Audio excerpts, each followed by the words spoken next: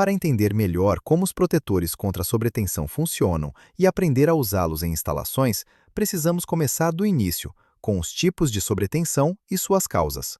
Uma sobretensão é uma das muitas perturbações elétricas que podem ocorrer nos cabos de ligação entre dispositivos individuais ou os seus módulos.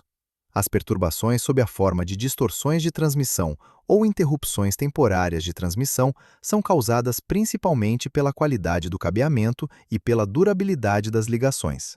A interferência na forma de sobretensão pode resultar da operação de dispositivos conectados ou equipamentos associados, mas os fabricantes de componentes individuais e os desenvolvedores de instalações completas geralmente antecipam a eliminação de tais fenômenos adversos na fase de projeto. Outra fonte mais perigosa de picos são as descargas atmosféricas, que afetam as instalações elétricas e eletrônicas de muitas maneiras diferentes. A sabotagem, causada pelo uso deliberado de geradores de alta tensão ou linhas de energia, também é uma possível fonte de picos. As fontes individuais de sobretensão, os riscos que representam e as formas de combatê-las serão discutidos nas sessões a seguir. Descarga direta de raios. Trata-se de uma perturbação elétrica originada diretamente por um raio, ocupando o primeiro lugar na hierarquia de possíveis riscos. É um pico com energia muito elevada. A descarga atmosférica é o resultado de uma descarga potencial entre as nuvens e o solo. Ela é dividida em duas fases. A descarga preliminar, que vemos como fractais, prepara o caminho para a descarga principal.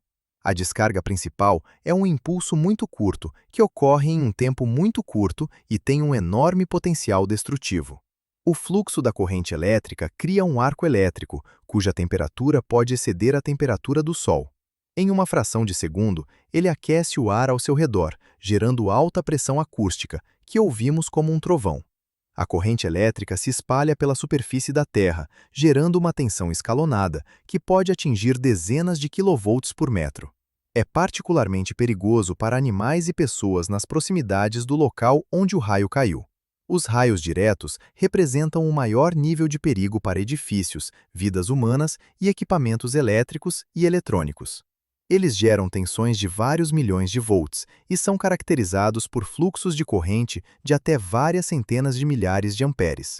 O fluxo da corrente total do raio através das estruturas dos edifícios cria um risco de incêndio e tem um efeito destrutivo em todas as instalações elétricas ou outras estruturas que podem conduzir eletricidade.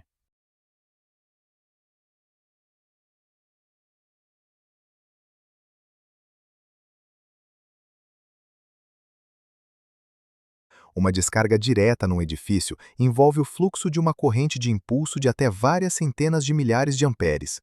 A alta energia no canal do raio provoca altas temperaturas que podem causar um incêndio. Instalações elétricas expostas ou componentes metálicos podem permitir que parte da corrente do raio entre no edifício, representando uma séria ameaça para as pessoas e todas as instalações dentro do edifício. Isso pode danificar equipamentos elétricos e eletrônicos, tais como instalações de antenas, sistemas de segurança, sistemas de iluminação e ar-condicionado e redes estruturais de telecomunicações.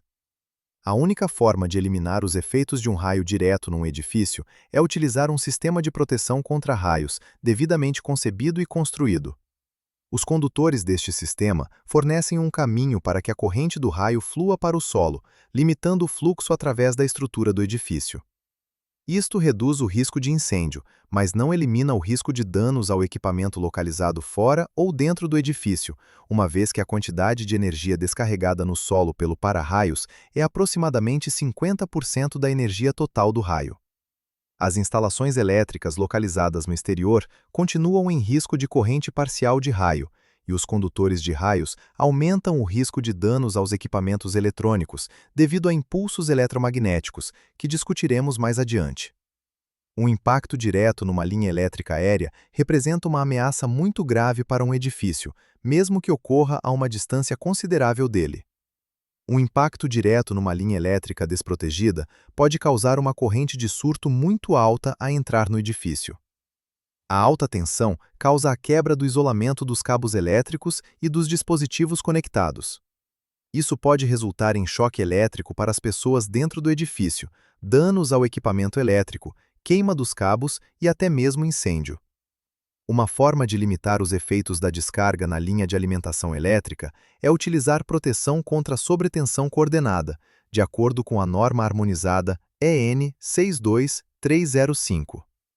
A utilização de protetores contra sobretensão reduz a tensão de sobretensão a um nível seguro para os equipamentos elétricos. As soluções de proteção para linhas aéreas de energia elétrica requerem projetos individuais, dependendo do tamanho dos edifícios, da localização dos quadros elétricos locais e do comprimento dos cabos. Isso é necessário para garantir que as correntes de sobretensão principais e as sobretensões secundárias geradas após a ativação do protetor contra a sobretensão principal não representem uma ameaça para a instalação. A proteção adequada contra a sobretensão deve ser dividida em várias zonas, levando em consideração diferentes tensões e fontes de sobretensão, incluindo sobretensões causadas por pulsos eletromagnéticos. Os efeitos de um raio podem ser minimizados com a utilização de um sistema de proteção contra raios. Dependendo da impedância do sistema de proteção contra raios e da impedância do aterramento, os componentes localizados próximos à linha de proteção contra raios ainda estarão expostos à corrente parcial de raios. A descarga parcial ocorre quando a corrente principal do raio não é direcionada para uma instalação específica, mas uma faísca salta para essa instalação como resultado da alta tensão. Então, parte da corrente do raio é dividida e flui através de uma secção dessa instalação. A magnitude da corrente parcial do raio é imprevisível, pois é o resultado de muitos fatores diferentes. A impedância inerente do sistema de proteção contra raios e a impedância do aterramento causam um potencial de acumulação em relação ao solo, que aumenta com o comprimento dos cabos. Quando a soma das tensões é maior do que a tensão de ruptura do dispositivo instalado, ocorre um salto de faísca e uma corrente parcial de raio flui através da instalação. Ao instalar dispositivos ao ar livre, é importante manter uma distância adequada do para-raios. Essa distância deve ser maior quanto mais alto o equipamento elétrico ou outras instalações estiverem localizados no edifício.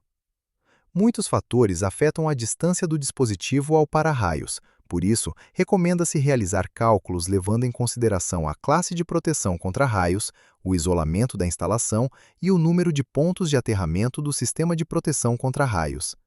O maior risco é para dispositivos instalados em telhados, portanto, as distâncias recomendadas do para-raios podem chegar a vários metros. Ao utilizar protetores contra sobretensão adequados, eliminamos o risco de corrente de raio entrar no edifício.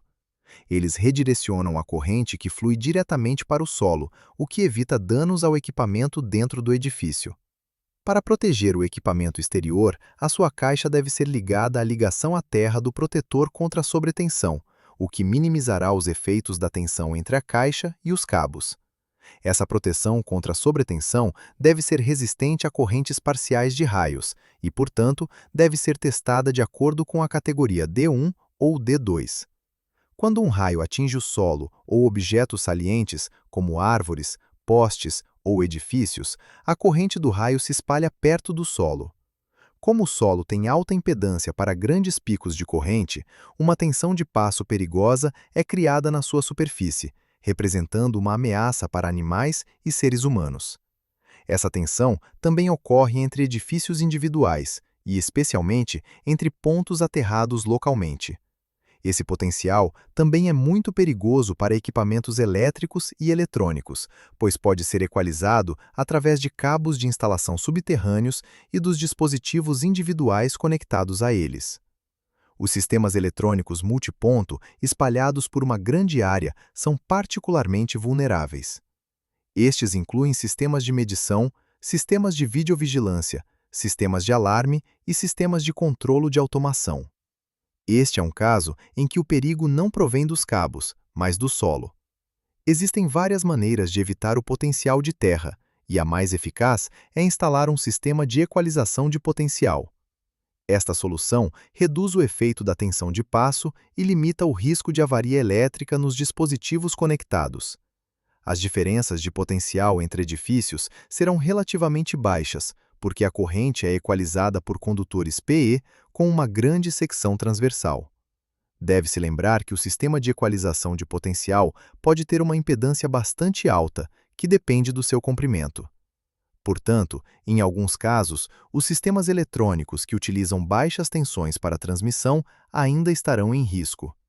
Como proteção adicional, recomenda-se a utilização de protetores contra sobretensão para eliminar o risco de loops de diferença de potencial serem fechados por componentes eletrônicos.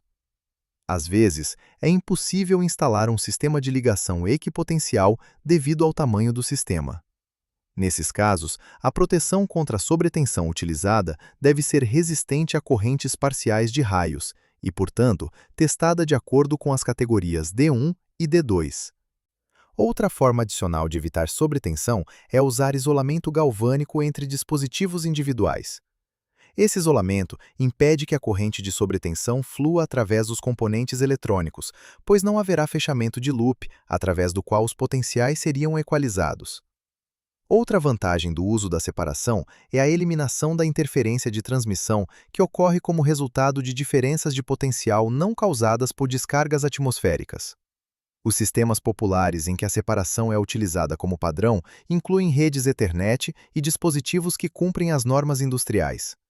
No entanto, existem muitos sistemas no mercado que não têm separação galvânica incorporada como padrão e requerem separação adicional. Deve-se observar que a eficácia da separação é limitada a um máximo de vários kV, portanto, é mais seguro usá-la em combinação com proteção contra surtos.